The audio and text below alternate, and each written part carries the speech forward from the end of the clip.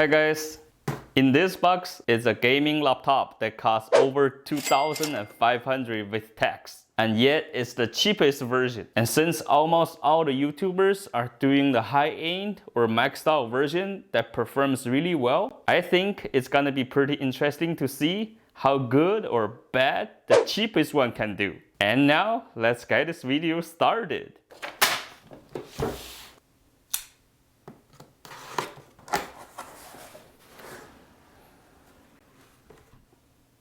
It's a box inside another box, just like the Generation 1. Let's get it out. Wow, it's pretty heavy. Let's take a look what we have down here. Here we have our power supply, and if we have anything this side, it's a power cable. It's always so nice to do an Alienware unboxing because their packaging is just so nice sometimes. Let's get it open. Look at that. It's like opening a legendary book. And now let's take it out by put this plastic. Look at that. Oh my goodness, it's heavy. And let's put this aside for now. And under the laptop, we have the Alienware pack. It should have menus, some warranty cards, and we got some really nice Alienware stickers. Man, look at this. This is beautiful. It feels very solid and I can feel the weight on my hand. It's definitely not gonna be 5 pounds or 6 pounds even. This is heavy. And this guy weighs 6 pounds and 10 ounces. I thought it's gonna be heavier than this because when I hold it, I feel the weight. I feel like it's just not gonna be 6 pounds. But this is just incredible. And the length of the laptop is 15 inch and 3/4. And the deep is 11 and 3/4. And the height is about 1 inch. The whole laptop is made by plastic, but these are not cheap plastic. They are very premium. The finishing is lunar light and with a very high endurance clear coat. It is very good for stain resistance. It feels just like the first generation. It's a little bit matte finishing too. And on the back of the lid, we have our Alienware logo, which is RGB that can be light up and customized in Alienware Command Center. And also we have this 17 on the right hand corner. And I think these are made by laser or some kind of paint that we can actually feel the letters 17 here. On the back of the laptop, we have one Thunderbolt 4.0 with power shared, a USB 3.2 with power shared, an Ethernet cable, and a USB Type-C with DisplayPort 1.4 and also with power share. And then we have a HDMI and another USB 3.2 Gen 1 with power share and also a micro SD card slot. And lastly, we have the mini DisplayPort. And then we have a vent for the outtake at the right side. And here's another vent for the outtake at the left side. And also here's the ring RGB effect around the back, just like the R1. On the right side of the laptop, we have an audio port that you can connect it to a headset or a headphone. And also we have another outtake vent over here. On the left side of the laptop, we have the power port and also another vent for the outtake. In the front, there are two speakers, one on the left and one on the right. And these two speakers are for the higher frequency. And on the bottom of the laptop, we have lots of vent for the intake on the right hand side and also on the left hand side. And there are two very long feedy for the non-slippery experience. And on each side of the laptop, we have two woofer speakers and they are providing the lower frequency audio output. And if you want to get access to the laptop, here are 8 screws that we need to remove. And since we just talked about getting access to it, let's open it up and see what we got for that much money we paid.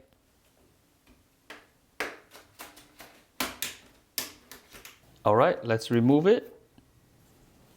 Man, I have to say, this build is so well. All the components is very organized and there's no space wasted. And the first thing that got in my eye are these quad fan constructions. We have 2 fans on the left and then we have 2 fans on the right. And I don't see any heat pipes. That means they're on the other side of the motherboard, just like our CPU and GPU. And the next thing is the battery. We have an 87 watt hours and I will test the battery and see how the battery life can do in the follow-up video. And next we have these two speakers, and they're separated from the laptop by those rubber around the construction, which is really good to reduce the vibration caused by the speakers. And above the battery is our SSD slots. We have two, and one has the stock M.2 SSD, and we have another extra slot so we can put in another one for upgrade. And beside the SSD slot is our RAM, which is 4800 MHz, 32 GB, and DDR5. And above our RAM is our CPU and GPU, which is the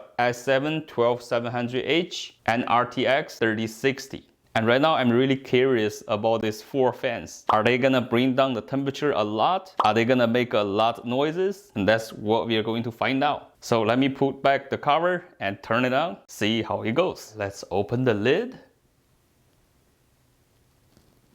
Look at that. We can actually open it with just one hand. It's very solid and very smooth. All the laptops that I have reviewed, this lid is the best. You can see when I tap on it, the rebounds is not that much. And let's remove this guy and turn it on for the first time.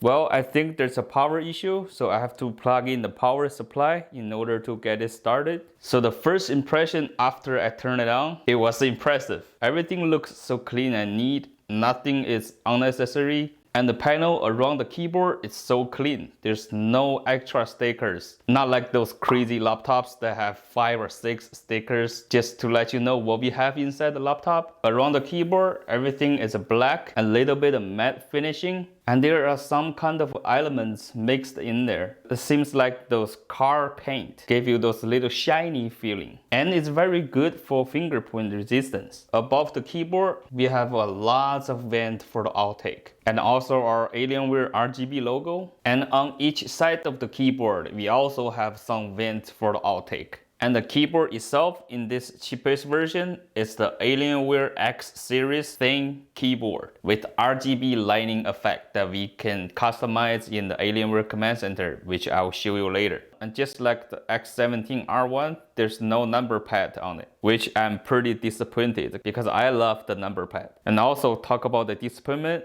They still don't have the RGB effect on the secondary keys, which a lot of people are complaining in the community. And these keys feels just okay. They're not super well, but for the cheapest version, what can we ask for, right? It feels like those kinds of office keyboard. It's not clicky, it feels super soft. I'm not a fan of it, but I'm gonna show you a clip so you will have an idea of how it sounds like.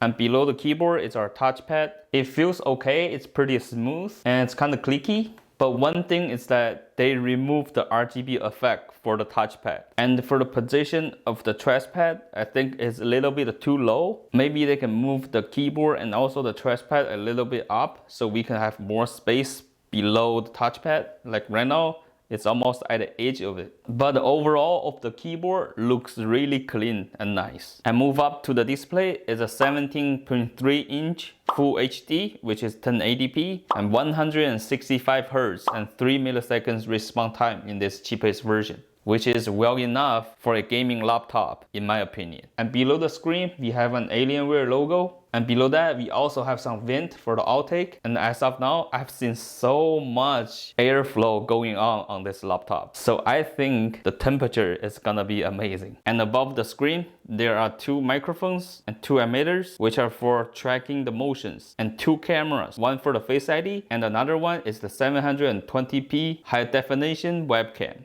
And now let me finish the setup, run some benchmark and gameplay, test the performance, temperature, and noise level. Let's get some scores on this Time Spy. I remember all the benchmark and gameplay, it's on the default settings, so I didn't do any overclocking or change the NVIDIA graphic card settings and things like that. But I will do more testing and benchmarks on the follow-up review video, and stay tuned for that. So the result that we got is pretty standard. The average is 8,949 and what we got is 9,101. So it's above average. And I'll say that is pretty good actually. And now let's run some game and see how it does in action.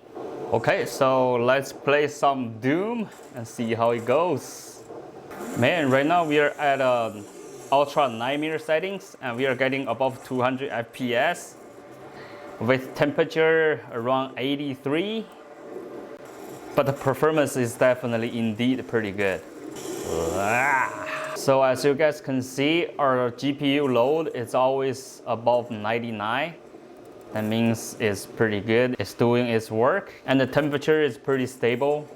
It's around 83 always. But the noise level is a little bit louder than I expected. But maybe it's because of the 4 fans. But it's supposed to be pretty cool on the temperature, but which is not that great. Let me give you guys an idea of how loud the noises is for these 4 fans.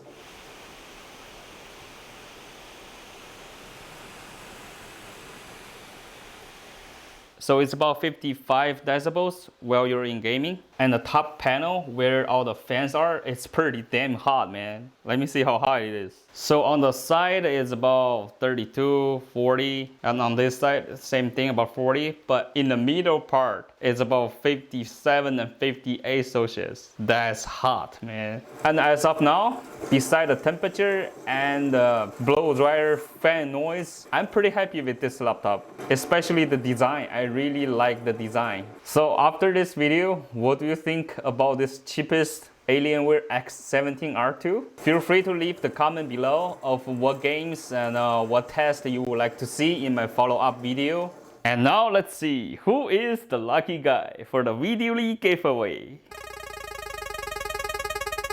Ding ding ding ding! Congratulations, Wendy Lee! Woohoo!